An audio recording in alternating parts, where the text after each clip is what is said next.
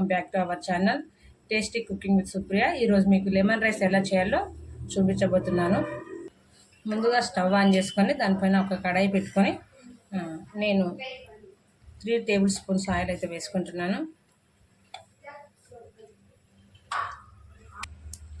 ఒక 2 స్పూన్ల మినపగుండ్లు, ఇవి టేస్టీ బాగుంటుంది కనుక కరకరలాడుతుంటుంది కనుక మీరు వేసుకోండి, చాలా బాగుంటుంది. ఒకసారి ట్రై చేయండి ఫ్రెండ్స్.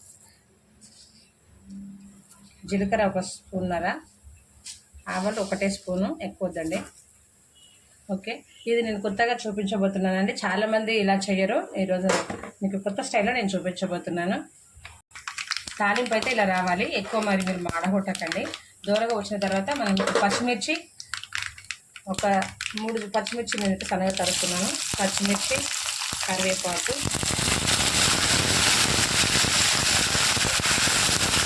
స్పెషల్గా ఏం చూసారనుకుంటాను ఫ్రెండ్స్, నేనైతే ఇందులోనే నిమ్మకాయ రసం అయితే వేయబోతున్నాను. ఇప్పుడు నేనైతే పసుపు 1 స్పూన్ వేసుకుంటున్నాను. నేను నిమ్మకాయ రసం అయితే 3 తీసుకున్నాను ఫ్రెండ్స్. 3 నిమ్మకాయలు, పెద్ద సైజు నిమ్మకాయలు 3 తీసుకున్నాను. నేను తాలింపులోనే నిమ్మకాయ రసాన్ని వేస్తాను. ఇట్లయితేనే అన్నానికి మంచిగా పట్టి టేస్ట్ వస్తుంది ఫ్రెండ్స్. ఒకసారి ట్రై చేయండి. డైరెక్ట్ అన్నంలో వేయకుండా ఇలా వేస్తే మనకు రుచిగా ఉంటుంది. ముందుగా మనము 3 నిమ్మకాయల రసాన్ని అయితే తీసుకుంటున్నాను. తాలింపులోనే వేస్తున్నాను ఫ్రెండ్స్. చాలామంది చేదుగా ఉంటుంది నేను తాలింపులు వేసుకొని భ్రమపడతారు, కానీ ఏం కాదు. మీరు ఉప్పు మాత్రం కొంచెం కరెక్ట్గానే వేసుకోండి ఫ్రెండ్స్. పులుపుకి కొంచెం ఉప్పు ఎక్కువనే పడుతుంది.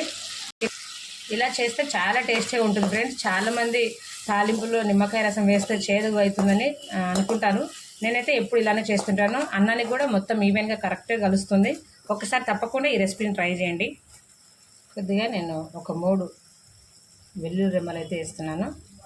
టేస్ట్ కోసం కచ్చా పక్కా దంచి వేసుకుంటున్నాను ఫ్రెండ్స్. మీకు వీలైతే పల్లీలు అయితే నేను స్కిప్ చేశాను. మీకు ఇష్టం అనిపించుకుంటే ఖచ్చితంగా పల్లీలు వేసుకోండి. పల్లీలు వేసుకుంటే కూడా చాలా బాగుంటుంది ఫ్రెండ్స్. ఇలా వచ్చిన తర్వాత మనము ఎప్పుడైతే రైస్ వేసుకుందాం.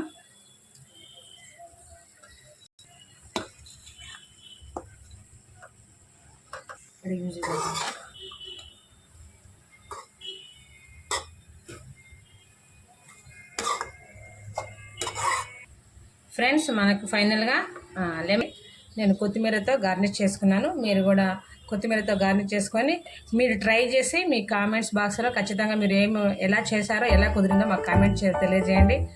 Bye friends.